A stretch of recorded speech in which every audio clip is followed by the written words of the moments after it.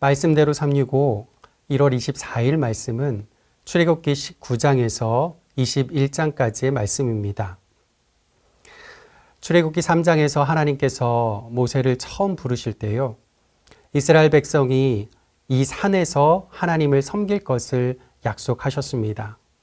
이 약속은 두 가지로 구성이 됩니다. 하나는요, 이 산에서, 다른 하나는 하나님을 섬길 것입니다. 신실하신 하나님은 약속을 지키시는 분이시지요. 해방의 꿈조차 꿈꿀 수 없었던 노예 이스라엘, 애굽에서 놓였습니다. 하나님께서 독수리 날개로 보호하시며 인도하셨지요. 이제 19장에서요, 드디어 이 산, 곧 신의 산에 도착하게 하십니다.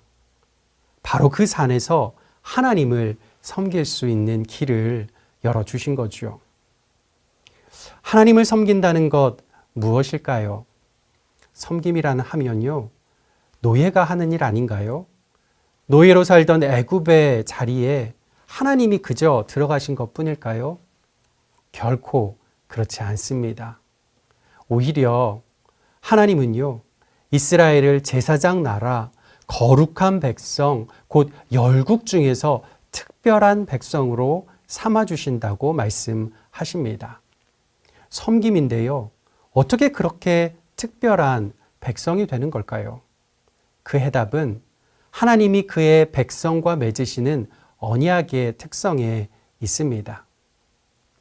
20장에는 하나님과의 언약 10계명이 나옵니다.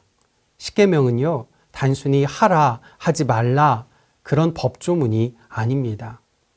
하나님께서 그의 백성과 맺으시는 관계를 말씀하지요. 예수님은요, 이 관계를 두 가지로 요약하셨지요. 하나는 하나님 사랑, 또 하나는 이웃 사랑. 하나님을 섬긴다는 것, 그것은요, 노예적인 섬김이 아니라 진정한 사랑에서 나오는 섬김인 겁니다. 하나님은 독수리 날개로 우리를 보호하시고 인도하실 뿐만 아니라 우리를 이처럼 사랑하사 독생자를 주셨지요. 그러니 독생자 예수 그리스도를 믿는 우리는 하나님을 사랑할 수밖에 없습니다. 그리고 그분이 사랑하시는 이웃을 우리도 사랑하게 되는 것이지요. 그러므로 십계명은요, 하나님과 그분의 백성인 우리가 서로 사랑하겠다는 사랑의 언약인 것입니다. 그렇게 하나님과 사람의 사랑의 관계에 들어선 우리는요, 세상 중에서 가장 특별한 존재입니다. 제사장 나라주요. 이 특별한 사람의 구체적인 삶이 21장부터 나오기 시작합니다. 21장은요, 노예, 살인, 폭력, 유괴, 짐승에 의한 상해 등으로부터 인권을 보호하는 법을 소개합니다. 하나님의 백성은 생명을 사랑하고 보호해야 한다는 말씀이지요. 그리스도를 믿는 우리는 제사장 나라고 거룩한 백성입니다. 하나님의 특별한 사랑을 받은 우리이기에 우리 또한 이웃을 특별하게 사랑해야 합니다. 오늘 하루 말씀 속에서 이 사랑으로 흠뻑 젖기를 원합니다. 그리고 그 사랑을 다른 이들에게도 전달하는 영락의 가족 되시기를 간절히 축복합니다.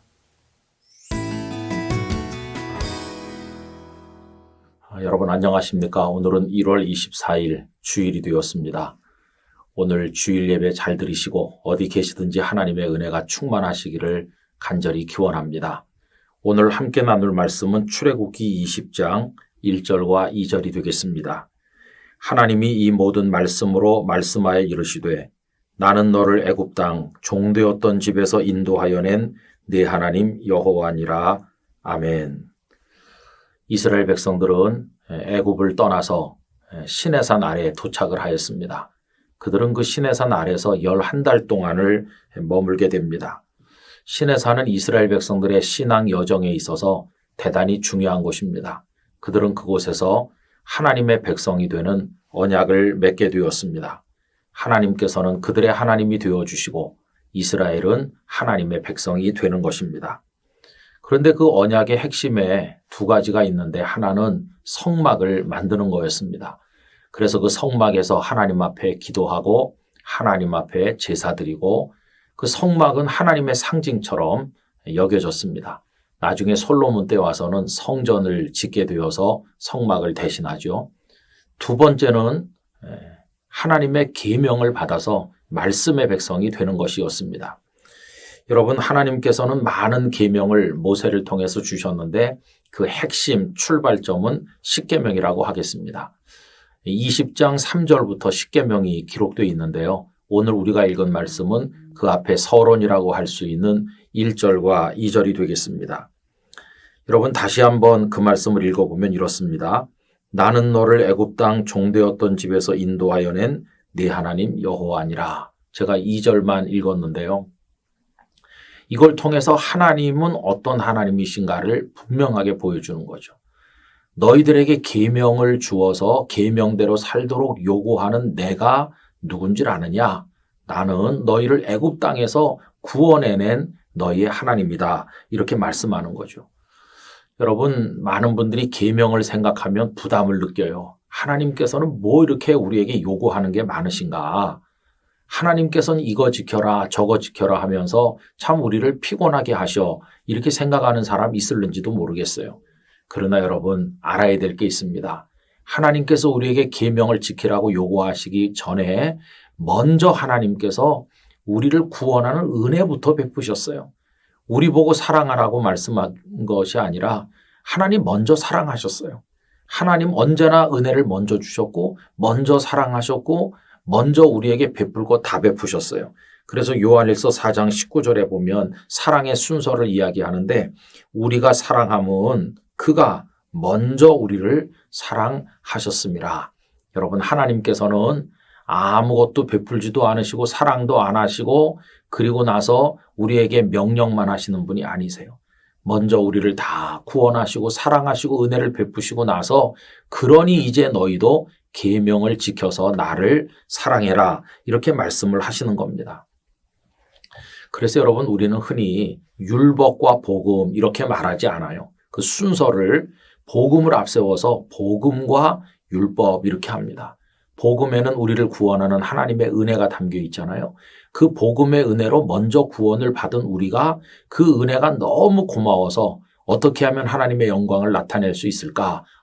그분의 율법의 말씀을 지켜야 되겠다 해서 율법을 지키는 겁니다. 그래서 복음이 먼저고 그 다음에 율법이 따라오는 거죠. 여러분, 결코 율법은 구원의 조건이 아니에요. 율법을 지켰기 때문에 구원을 받고 못 지켰기 때문에 구원을 못 받는 그게 아니고 구원은 복음의 은혜로 먼저 받는 거예요. 이스라엘 백성들이 출애굽을 먼저 하는 것처럼 우리도 죄와 사망과 사탄의 손에서 먼저 구원받고 그 다음에 은혜가 너무 크니까 하나님의 말씀, 율법을 지키고 준행하여서 하나님의 뜻을 이루어 나가도록 노력하는 것입니다. 그러니까 하나님께서 어떤 말씀, 계명을 주시면서 지켜 이렇게 말씀할 때 그걸 부담으로 여기거나 하나님 왜 나를 힘들게 하시지 이렇게 하면 안 되고 나 같은 사람이 하나님의 계명을 받들어 살 수 있도록 기회를 주신 것이 너무나도 감사합니다. 그런 마음으로 감격으로 하나님의 말씀을 지켜야만 될 것입니다. 여러분, 은혜가 먼저고 우리가 말씀을 지켜서 응답하는 건 그 다음인데 이 원리를 기억하면서 하나님 말씀 지키실 때 부담보다는 기쁨과 감격이 충만하시기를 간절히 기원합니다. 아버지 하나님, 이스라엘 백성들에게 계명을 주시기 전에 먼저 그들을 구원하시는 은혜부터 베푸시고 그 이후에 지킬 바를 말씀하셨습니다. 복음의 은혜로 먼저 저희들을 구원하시고 이제 그 감사함으로 하나님의 말씀을 지키라 요구하시는데 저희도 주의 말씀을 지켜나갈 때 구원받은 감격과 감사가 앞서게 하시고 구원의 은혜가 충만해서 억지로 지키는 말씀이 아니라 감격과 기쁨으로 지키는 말씀이 되게 하여 주시옵소서. 예수님의 이름으로 기도하옵나이다. 아멘.